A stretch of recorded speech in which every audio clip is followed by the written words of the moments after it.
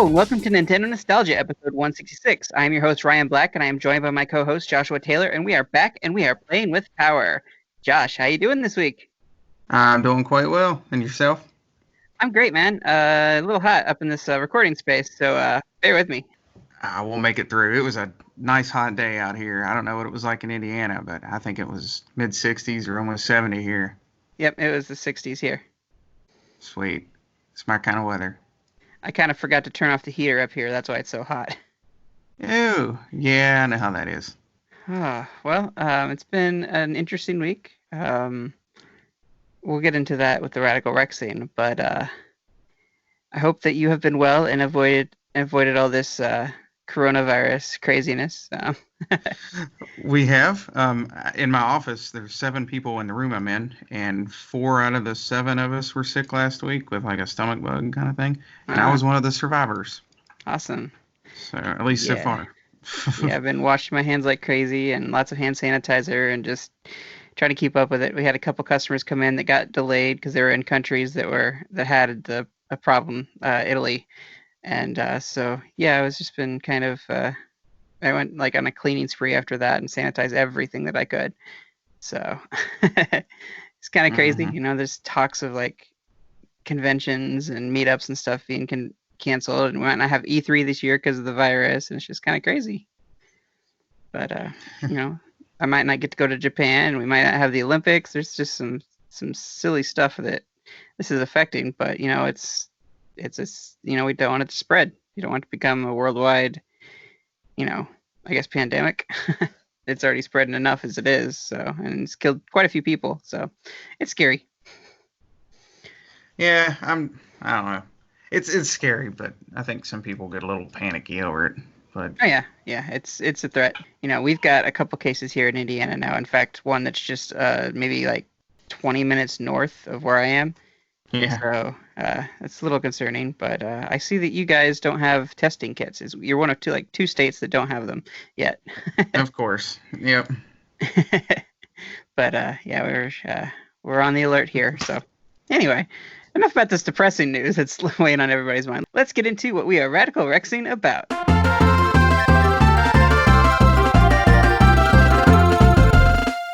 Okay, Josh. So, is there anything you're Radical Rexing about? Yeah, not getting sick. No, actually, I'm sorry. You know, I feel like I never have anything all that exciting to bring. I need some big life awesome thing to happen. Yeah, I mean, just kind of cruising along, doing the reviews, trying to keep up with everything on the show. We do have, I am excited about, I don't really want to say it, but a couple episodes we have coming up. Have some special guests coming, so I'm excited about that. Preparing for that. Outside of that, really, just from a gaming perspective, I guess, just kind of floating along, waiting until Animal Crossing, playing Mario and Sonic still at the Olympic Games, as funny as that sounds, and just a little bit of everything. Getting through the rest of King Knight's campaign and Shovel Knight, actually. Oh, very nice. Because I had poked at it a while back, and then somehow it's like it kind of got to the wayside a little bit, so now I'm back into it and got to finish that playing thing a little bit of Lucky's Tale? Yeah, that was mostly my daughter. I fully completed it a while back, and she hadn't played it in a while. She has a little file. I let her jump on there, and we played that together for a little while. It's a good one. That's definitely my sort of game. Did you just recently start it, or yeah? I don't remember. Yep, just started it. I'm trying to play it intermittently while getting distracted by Pokemon and other things, but it's fun. It's a little slower pace than I want a platformer to be, a 3D platformer. It is. But I mean, it's even slower, I would say, than some N64 games. So that's saying something. But I think they slowed it down to be more accessible for kids. Yeah, it is in some ways, but I enjoy it. There's parts of it that are really just fun when you get to them. Yeah, that's about it. Okay. I've been just chomping at the bit for this Animal Crossing thing that's coming. You know, just a week and a couple days. You know, I've got Friday is when the Animal Crossing Switch comes out, Friday the 13th, and I'm going to go pick that up for my wife. It was a Valentine's Day gift. And then I would get to do the whole system transfer thing again. Woohoo. And then, you know, a week later we get our Animal Crossing, and that's going to be a lot of fun. I did not request that Friday off I don't know if I'm going to. I may just because that's kind of a big deal. I don't have enough days off, or I would. Trust me. That's going to be great to jump into. I know my wife's going to be like years ahead of me because of my work hours, and should be good still. I'm going to enjoy it. I'm banking on the fact that I'm going to enjoy it, and it's going to keep me occupied till the next big release comes out for Nintendo because they haven't really announced anything. I know Xenoblade is coming sometime, but I don't know what else. I'm just kind of hoping that Animal Crossing really does tide us over to whatever they have coming, and there's a direct, maybe a week after Animal Crossing releases or something. Something, anything. Bueller. This drought is for Nintendo Directs is crazy, but also we're not guaranteed a direct. I mean, we've got new leadership with Doug Bowser. Not to say that he doesn't have anything on the global scale, like say necessarily, but maybe they're scaling back right now and not doing as many directs, or they're just kind of building up what they can say. Maybe they're waiting for some dev teams to get some more stuff together for it. Maybe they don't have a lot to say this year. Maybe this is their slow year, which is cool with me. I mean, we've got a lot of games to play, so I wish they'd give us something. I think if we got another indie direct here soon, that would kind of tell us, hey, they don't have any big, huge titles this year to announce, at least not in the first half of the year. Who knows? Might be wrong, and we'll have some awesome things coming our way. I know we've got a couple of Pokemon expansions throughout the year, Pokemon Sword and Shield, so that's something really cool. I did start out Pokemon Let's Go and just kind of went on a binge today, or I should say, I continued where I left off. I beat the first gym and then put it down for months and months, and picked it back up again today and got all the way through to Fuchsia City.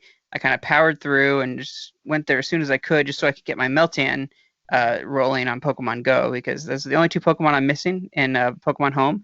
I was able to transfer one Meltan over to Pokemon Home, so I just have Melmetal to get in there, and I'll have everything.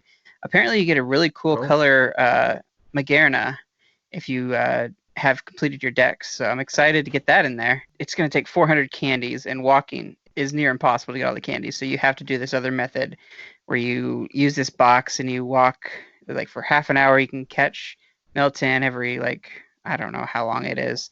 But you just go basically go crazy catching Meltan and throwing all your pineapple berries at them to get as many candies as you can to get to 400 to evolve into Melmetal. I'm just kind of working on that. It's a lot of work. I'm hoping that this can go pretty fast. I'm almost tempted to start up a copy of the Let's Go Pikachu that I got my wife and see if I can get to Fuchsia City on that one so I can speed up the process, get double the boxes. Because you can only use one box per game per week. But if you have two games running, then you can get 2 boxes per week, and that speed it up. But I don't know if I'm that crazy yet. I'm not that desperate, but I can wait a little bit. That takes some dedication. I don't have all that.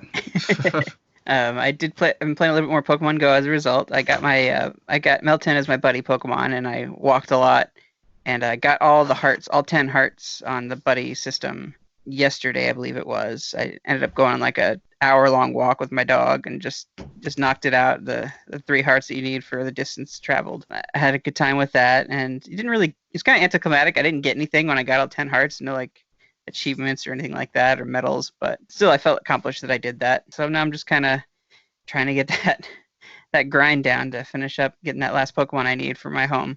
And then after that, I'll pretty much be an Animal Crossing season. I mean, that's all I'll do. That's all I'll talk about. That's all I'll breathe and sleep and maybe eat. Jacob's going to love that. I'm trying to convince him to get in it. I really am. Seriously, make your own DK Island, just kind of tempting him there. I've been throwing around names. Got a little list on my phone going. It's going to be so hard to just stick to one. I always name my town Chizodia. That's what it's going to be. That makes it easy. Got to see what I'm going to do this time. I don't know. I mean, I love collecting. That's my biggest thing. So fossils is probably my favorite to try to complete. But, I kind of got last gen with New Leaf. I got into the whole gyroid thing. And it was kind of cool to play music and then have get the right gyroids to play the certain sounds at different times on the beat and stuff. It was kind of cool to get them all to sync up. And I'm kind of curious if there's many gyroids in this game. I don't know if I've heard any confirmation of that in this game. I think it would be a miss if they did skip that, though, in the way that they've been doing it. But who knows? They may change it up. I hear it's a lot more popular in Japan to get those gyroids than it is in America. So who knows? I think that's going to bring us to the end of what we're radical Rexing about. Unless you can think of anything else. Nope, we'll just keep on rolling. All right. Keep on rolling. Ha ha ha. So, That was an accident. let's get into the topic for this week. Super Monkey Ball.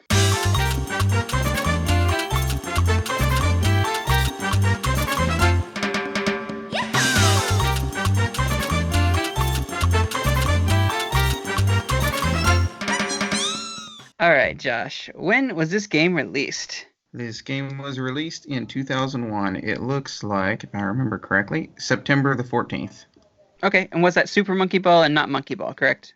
That's Super Monkey Ball. Okay. Monkey Ball was the arcade game. It was out in 2001 too, I believe. Oh, okay. Before Super Monkey Ball on the Gamecube. So, what were your initial memories for this game? So this is one that I actually didn't own, but I'm wanting to say my dad did. I know they did. I actually tried to look for it recently there and couldn't find it. But anyway, I remember going there and playing it a good bit. It was one of those first times again, kind of like a Sonic Adventure 2 battle. But I felt like I felt it more at that since it was Sonic. But this was one of those first ones where it's kind of weird to see Sega on a Nintendo box. Mm-hmm.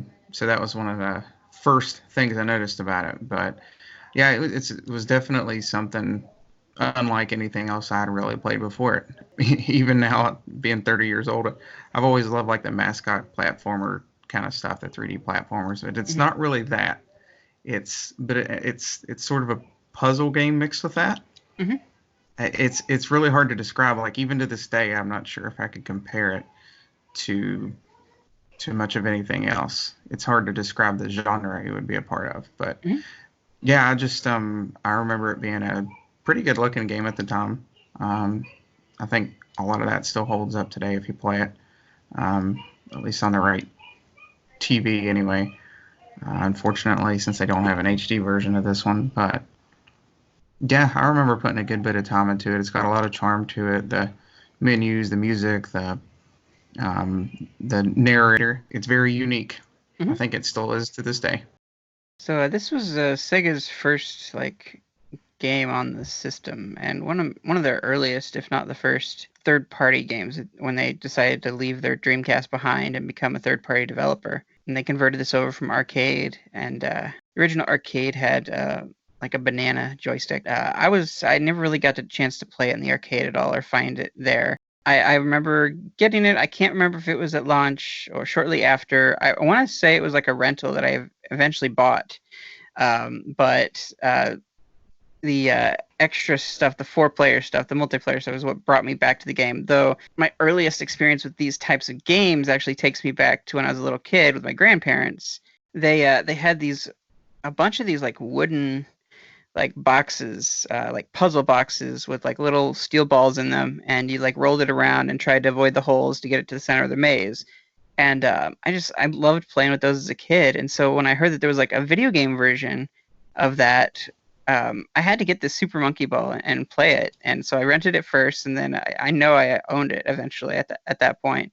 I want to say it was a Game Crazy pickup. I remember it being a Game Crazy box. It wasn't the actual box that it came with. It was their filler, their placeholder box.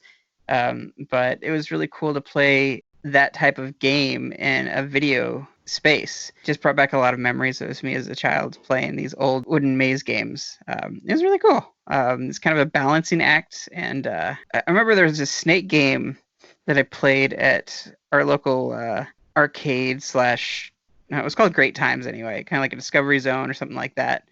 Like a Monkey Joe's type thing. Chuck E. Cheese, maybe. But yeah, it's called Sidewinder, and you had to try to get the steel ball to the end of the snake by tilting it back and forth and using gravity and stuff. And so that's what it kind of brought back as I was playing it, that memory, even more than just the maze games of my grandparents. So that's kind of my early experience with the game. Now let's go ahead and get into what exactly is the game, some of the things that give it its charm, and then we'll dive into some of the more details later on extra features and things. So this game initially, the coat that they gave it, it was going to be like just a straight ball, but it lacked character. It was kind of boring rolling around just a ball. So they decided to make the ball clear and put a monkey inside of it. I guess there was this, was it Minaka, I want to say? I can't remember the person's name. Um, um, person designed these monkeys, and they had to put bigger ears in the monkeys to make them look cuter. But yeah, they put them inside this basically a hamster ball, and gave them that character, made a really cute game that was marketable.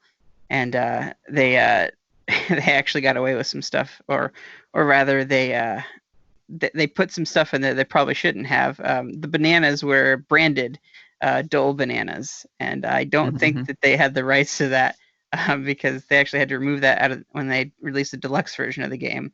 But it was kind of cool. Like that was something that also made it more credible to me, was the fact that they had name brand bananas in it, which is, I know it's silly, but Yeah, that was actually one of those things. Thinking back, that was really weird to me. I grew up like strictly on Nintendo systems pretty much up to this point, and that was definitely something you never saw, like in a Mario game, or even the stuff Rare put out, like Banjo and things like that. You never saw real world stuff. So that was one of the first times I remember seeing that in a game like this. So it was pretty cool. It made it feel like it was like part of the world. I don't know how else to describe it, but at the time it felt like it was a little bigger than maybe what it really was. I like it when they do stuff like that. And most notably, like Pikmin. I want to say Pikmin 2, maybe. You had a lot of like real world items in there, and they looked kind of Yeah. name brand and stuff. I thought that was kind of cool. And so like I like seeing that stuff in video games. I don't know why. It seems weird. Just something you identify with and recognize. Hey, I use that every day, or I see that every on a daily basis, and now it's in my game that I enjoy. So it was Me cool to too. see the bananas in there. Yeah, Um, Pikmin 2's definitely got a lot of that. It's really cool. Like it was like I remember going back and playing that, and I was like, I don't remember all this stuff being just straight up real junk, like for the most part. It was weird. Not to get up too off topic, but yeah. it's weird to have this gravity physics based game. It's part what pinball, um, part maze, part puzzle, um, and sometimes part racer if you're playing Mhm. different like game modes and stuff. It's kind of cool. There's a lot you can do with just rolling around a ball. They did bring to the front, first and foremost, a game model that was progressively harder as you played it, and you never really felt like it was unfair. Whenever you'd fall off, you knew it was all because you didn't pull it off right. It was the player that made the mistake, and so you go back and you want to play it again and get it right that second time. And it always built upon itself and helped you get better and better and better at it, learning the new mechanics and new physics and things that you can do. That was something that gave the challenge to it. I don't believe it's a super long game, but it's got a lot of difficulty levels. You can play through the game on different settings. If you got perfect on the regular settings, then it unlocked like even more like stuff that you can do, like harder stuff. And this is just all single player fun. There were some select multiplayer stages that you could do, kind of like a race type thing to get through the mazes. There were just like ones in this. I think they pulled even straight from the single player stages, just certain ones. But it pitted two monkeys against each other, racing each other. Now, when they did port this game over, they introduced another character to make it four players because they had three initially. I'm not about to say their names; they're kind of ridiculous. It's But they added Gon. yeah. If I, um, me, baby, and gone. Yep. but yeah, they added the extra character to round it out to the four players, so you can have your multiplayer. And with this game, all they had to do was port it from the arcade. The GameCube was really easy to really convert to, and also I guess internally, Sega team that worked on this game didn't like the other systems very much, so they were perfectly happy to work with Nintendo on this. So it was kind of cool. That was kind of the early budding relationship with Nintendo that brought us the Sonic Adventure 2 battles and things like that, that we love so much. And I'm glad that this game did relatively well for itself. Um, when they made this game, there wasn't a lot of extra development that needed to go into porting it. So they were able to spend all their time on the multiplayer aspects and make those fully fleshed out and their own kind of standalone mini games and games and stuff so that you don't feel like you're shorted. Yeah, one of the ones that really stick out when it comes to the mini games and multiplayer and things like that was I think it's Monkey Targets. You remember that one? That's the one I didn't play very much. Of all of them, that was the one that I avoided. So what was it Yeah, like? so for those that don't know, yeah, you would roll down. I'm getting some of it mixed up here, but I'm pretty sure this is one that you would roll down like a big ramp, and then you'd rocket off into the air, and your ball would open up, and you'd try to land on a target. So and while you're flying through the air with your, it's really hard to explain without showing you. It sounds really insane, which I guess it is. But while your like ball is open and you're using the sides as just like, I guess, a glider, you can fly into bananas and other little things and balloons, and then you close it up to land as close to the middle of a target as you can. And I thought that was a really fun multiplayer one. I remember spending a lot of time on that one. That Yeah, one and Monkey Billiards. for those who aren't really picturing it, it's kind of like the party ball in Smash Brothers, where the way it opens up, it splits into two halves, but the monkey is kind of strapped to the two halves opened, and it kind of becomes like wings that flap. I don't know if they flapped or if they just kind of like glided, but Yeah. that's kind of the idea of it. It's a spherical ball that breaks open into two halves. It's similar to Pokeball in that aspect, I guess. Which is kind of funny that they never did anything like that. Like a scan, of course, they have to get permission, of course, but um, that'd be an interesting mechanic if we saw future actual iterations of Monkey Ball. But we'll get into the future section later. um, so one thing that I played a lot of was the billiards. I loved Yeah. doing it was 9 ball. It wasn't the full pool billiards setup, but it was the 9 ball, and it was a lot of fun to play. Like, I don't know why, but I just absolutely love like quirky ways to play real worlds like games and sports and stuff. Like, I don't know, I was playing this around the same time as I was playing Tekken Tag Tournament 2, and there was bowling in that. So your favorite, like you think of a fighting game, and you take all those characters and you take them to a bowling alley, and you start rolling and stuff. So like that's something that they had in Super Monkey Ball, where you were actually the ball, and you were kind of Yeah. rolling it down the lane to hit the pins in the bowling part, and also doing the billiards. It was cool. It was a really cool idea. It's so silly. Like, I remember playing this with my sister the most. And I think later I was able to play it on the GameCube screen, portable on the go. That was something I'd play with friends. Not as much as some of the others, but it was something that we enjoyed to break out every once in a while. And I'd kick their butts on billiards. But there was also a fighting mini game where you had like a boxing glove, I want to say, attached to the ball, and like you could like items would make the boxing glove bigger or something, and you try to knock each other off of the pedestal or something like that, I want to say. Similar to that, there's a Mario Party game where you're rolling around on the balls trying to knock each other off of the the pillar. It's similar to that. I don't remember much about what that was. Another one that we didn't play as much. We didn't do the targets very much, and we didn't do the fighting one as much. But I know we did bowling quite a bit, and then also the billiards. So we didn't touch much on the multiplayer versions of the single player stuff. I don't know. I don't think my sister had the patience for it, Mhm. and I remember trying it when we were in the car because we'd plug it in the car, and my mom had the coolest fan. It had an actual outlet in it that you could plug into, and then they also had the modulators or whatever. You plug into the cigarette outlet, and it turned your cigarette outlet into like a plug-in as well. It had like one or two plugs on it. It had its own fuse in it. But yeah, you just plug it in the cigarette lighter in your car, and you have your wall plugs like you have at home. And we'd use that as Mhm. well if we didn't have the van that had the plug-in to it.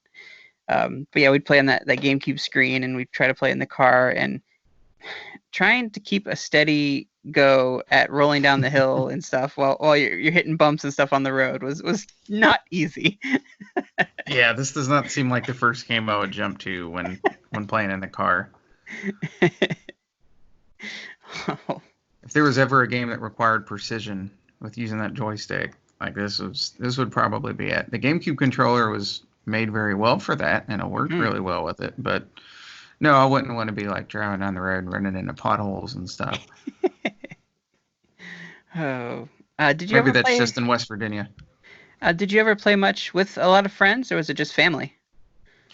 Um, Thinking back, really, it was just family, just because where I didn't really own it. It was, with my parents being split, it was mostly at my dad's house. So I'd play with like my sister, stepsister, stepbrother, my dad, and all of them there, my stepmom even. I'm trying to remember. There might have been some friends and such that came over a couple times, but yeah, I mean that was plenty, especially at the time to jump into a few things. Like I said, I remember a handful of those mini games, and Monkey Golf was another one I remember jumping Oh into on yeah, there. golf. I completely forgot about golf.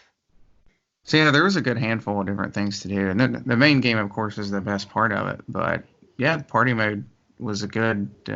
It was a good multiplayer I wanted to jump into, and one that isn't as trying to think of the right word, hardcore maybe, as like Smash Brothers or something would be. It's kind of easy to figure out at least the concept of. It's really hard. I know this is probably oversaid, but the game itself is really easy to pick up, but it's hard to master, so to Yeah, speak. yeah, Especially later on, this game gets pretty darn tough. yeah. And I know that some of the developers were worried that it was too tough, but because it was forgivable and it was all based on your skill, that it was just the right amount. It was kind of the perfect balance as far as difficulty and how well it scaled. I don't know. I think they did a really good job with this one. I don't know how well it hold up to today. I know there's some cell phone versions of the game, but not a lot of console iterations of this at all. I could see it working with some kind of tilt mechanic with the Switch, with the motion controls or what have you. Is there a monkey ball on the Switch? There is. I've got one. Okay. The only one on there is Banana Blitz HD, which is the Wii game, but it's without motion controls. That's Um, a weird miss. so yeah, I don't want motion controls in Hmm. Monkey Ball really, just Okay. because of how precise it is. Yeah. But I mean, one, this was the only game on the Switch, unfortunately, the only Monkey Ball game, so I kind of went with it. But it's a little strange because it was made for the Wii, so the stages kind of compensate for you having to put up with motion controls and stuff. So at first, it's really easy. Like, and I feel like the levels aren't as interesting as in like one that we're talking about and two. Like, there was a lot of cool levels and different themes and stuff. Like, it's fun. Don't get me wrong, but I don't know how to explain it. It doesn't feel as like it has as much character to it, maybe. Mhm. And it has a jump button where like in the originals it didn't have a jump button, Mhm. and it wants to use that a lot. Like I don't feel like that's what Monkey Ball was when it started, No, definitely not. and it's hard to really say it's bad because I do like it. I actually have a review coming out on it probably sometime this week, but it's good. I just feel like they could do more with the series at this point, especially knowing where they were with like this one and the second one, um, that were so solid, and now it's kind of like they don't really know what to do with it. I feel like the stage layout was kind of what looked like a uh, wooden block underside with like a green grassy look on the top.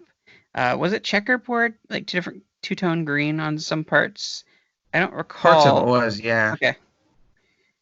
Yeah, It, and it kind of reminds me of like Sonic looks. yeah, I mean it's a Sega team, so Yeah. a Sega team worked on it, but you basically you're going to give it more like detail to those who are listening who don't know what the game is like yet or don't grab that yet. You tilt the stage instead of the actual ball, really. You're controlling the stage and how it tilts in a way. That's how it felt to me anyway. Um, and you rolled along the surface, down ramps, and you had to kind of guide your monkey just right so that it didn't go over sides of cliffs and through holes and things like that. Um, think of like Sonic running through a loop to loop or something like that. You had to hit the loop just right, or you'd fall off, or you had to like launch off a ramp and hit a certain goal, instead of falling off into the abyss. And in some ways, I kind of am reminded of also those challenge levels in Super Mario Sunshine, the one where it took away the flood and it was just Mario doing like, Yeah. you know, freeform platforming. And that's kind of the difficulty scale as well. Where as you play through those Mario levels in Sunshine, like they got really really hard, and that's kind of the scaling they did for Monkey Ball. But we weren't you were kind of controlling the ball, but at the same time, it felt like you were tilting the world as well. I don't Yeah. remember any items or power ups or anything in this game. I hear that there's items in multiplayer, but you collected bananas. You collected a certain amount of bananas. I want to say, was it 100 or was that a little too high? I can't remember in this one, honestly. Yeah, you got me on that. I can't remember the exact number. I've been playing the Banana Blitz game, and it's got me a little messed up. But I never really got a crossover, or I never felt like it was a Donkey Kong type theme. Like, you got monkeys and you got bananas, but I never felt like it was stepping on any of Donkey Kong Country toes nah. or anything. Not at all. It's just got its own unique character. More cutesy than anything. Kind of like little baby-like monkeys. I don't know. Like Sanrio type characters is what I'm thinking of. Like Hello Kitty and stuff like that is kind of their style. Sort of. Yeah, maybe not quite that cute, maybe. I don't know what the word is for it. But one is a baby, so I Kawaii. guess there is that. Oh, but this game was really well done for the GameCube. I'm glad that they had the extra dev time. It was a port, so they were able to bring in that multiplayer and flesh out everything really well. And it was its own standalone like games that you could play. Um, Hmm. I think that's what made it such a good game, especially early in the life of the GameCube. It was one of those ones that became cheap really easily. Like really early, it became like $20 if that. Um, and it dropped in price pretty quickly. And it was a lot of people. I'm sure a lot of people picked it up and played it, just because it was one of the bargain titles that you could grab because it was early days of the GameCube. Um, I'd love to get into a Monkey Ball again, but I'd want them to do it right. If you do like a Monkey Ball collection, I don't know if I'd get into that. Maybe just to go back and play some of those multiplayer games. I'm not gonna lie, I would do that. Yeah, yeah. I think this, especially this first game and the second one, show that there's a lot they can do with this. They did a lot with them in those first two games. I'm sure they could expand it a little better than what they've done Mhm. thus far. And And this I think a is lot of people would love to okay. see it come back. It's been a good while. hmm this is in a 3D space. It's not like a 2D like Yoku's Island Express pinball experience. But you could probably even pull off a pinball like version of the game pretty easily. Just how that it is. And I don't know if there's any. They use very much of the pinball element in the first game. I don't even know if I even played the sequels or anything. This may have just been a one-off thing, and I just never went back to it. But did you see any pinball elements in the current one that you're playing? There's not now. Like I said, in the current one, so to speak, the levels I don't feel like are quite as interesting. Again, it's fun, but it's not like in the original. I remember one stage was like in the desert, and there was like diners, placed around the world there, and you could see monkey just like silhouettes, but people in there dancing. Hmm. There was one. I'm trying to remember how this one worked, but I remember vaguely one that had like a play button or like a fast forward button and a rewind button, and I think it moves some of the world around you and things like that. Hmm. So they had all kinds of just crazy ideas, and again, it's was really cool to see what they could do with something so simple. Because I mean, literally, like all you would do is move the ball around. You didn't jump or have an attack button or anything like that. Hmm. But they did a lot of cool stuff with it at the time. This game series doesn't really have a story. Did they ever introduce a story later on? If it Yeah, has one, yeah, it's very, very light in the first one. yeah. From what I was reading up on the first one, because I was having to think back. I was like, I don't really remember much of a story to it. Apparently, the game has a story that's only told in the Japanese version. Okay. Um, For some so reason, yeah, we I know Gon was made for this game or created for the multiplayer for this, but I always thought he was like some kind of bad guy or something. But I don't know, maybe that's just because he's just a burlier looking monkey. I don't know. Or he just, yeah I don't know.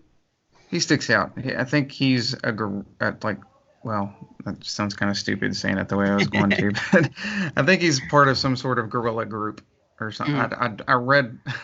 I feel ridiculous talking about this one, but I read up some on it a while back because I couldn't remember exactly, the story parts of it, even if there was one. But yeah, he's different. I remember not picking him very much. Mhm. He was just big. I don't know. Mhm. He was heavy. Mhm. Yeah. um, Now, do you think that that was an actual thing? Like the weight of the character was taken into account? Like, was Baby really that small and it felt like you're flying over all over the place, or did they use like a weighted mechanic with the monkeys? Do you know? I'm not 100% sure. I really want to go back and play this original one because I think they did, but I don't think it was as apparent as it is like in Banana Blitz HD, Hmm. where they literally have stats like listed when you're going to select a character in that game. Hmm. In the original, I don't believe they did. Hmm. Um, I think they were all a little bit different, but I don't remember it being quite as extreme as it is with that one. There was, I mean, the first version was Monkey Ball for arcade. Then they brought Super Monkey Ball ported to the GameCube, and then they ported a Super Monkey Ball Deluxe. I want to say it was. Yeah. They ported or they brought that one to other systems, and they stripped out the Dole Banana part. So obviously they got in trouble there and had to remove it. See, I Like never knew that. I thought they had permission for the Dole thing, but from what I heard, they had licensing issues when they reissued it, and they had to remove that out of it. okay. Did they get Chiquita or I'm pretty sure I said that wrong. But then I think they got another brand at some point, even in one of the games. Can't remember which one. It's possible.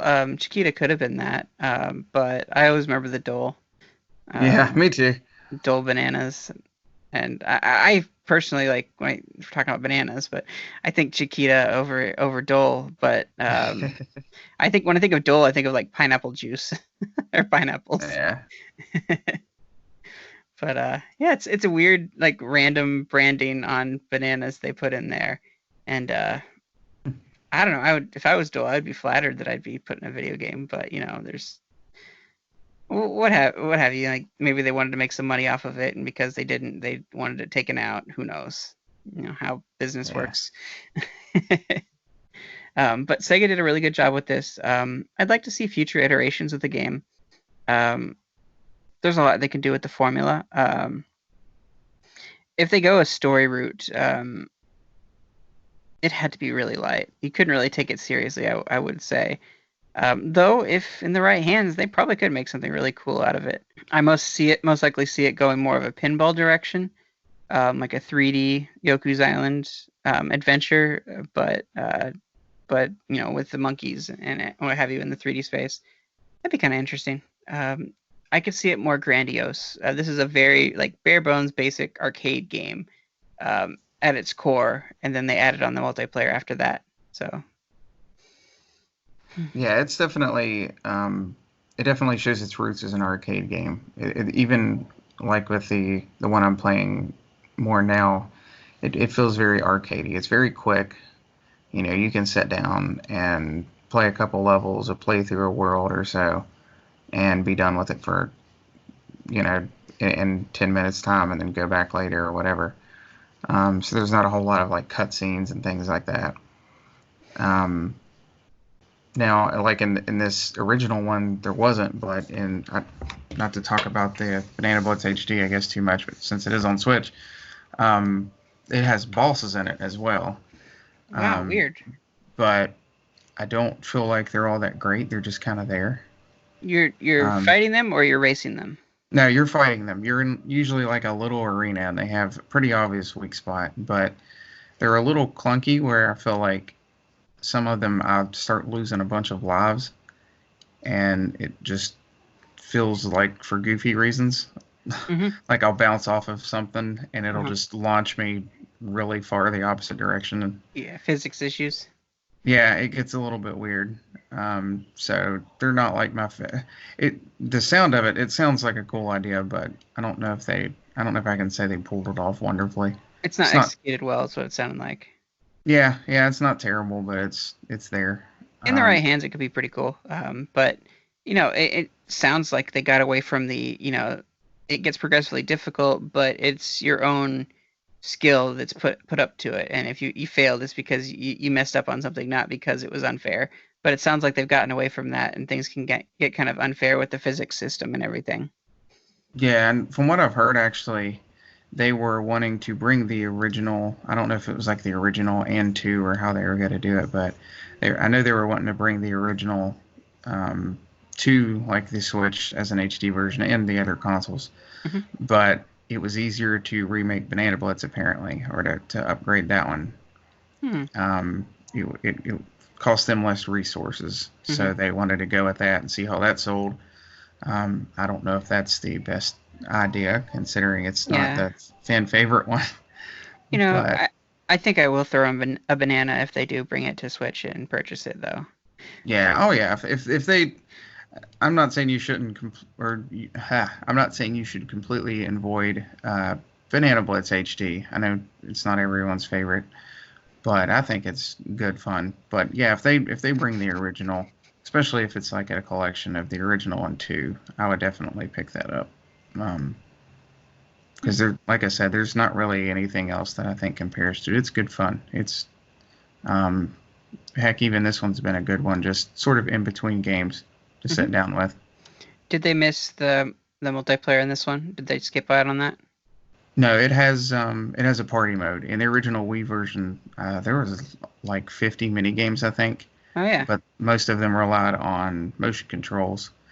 Oh, And they from stripped what out I've most of them. yeah, and from what I've heard, I've never played the Wii version of it. From what I've heard, a lot of them weren't very good. I think I Um, remember someone saying that they had a lot of fun with the mini games, but because they took all their favorites out, that it huh. was not really worth buying.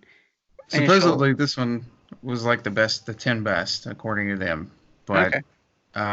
so there's only 10 of them now. But I think they're fine. I mean, we've had a couple friends over, and we honestly sat down with them for a little while. I'll say like we got this and the Olympics games on sale. Like there was a recent Sega sale, Hmm. and we had picked up Monkey Ball first. When we got the Olympics, it's a big mini game collection. Basically, we started playing those to the point that I don't see a big as a reason to go back to the mini games in this. Hmm.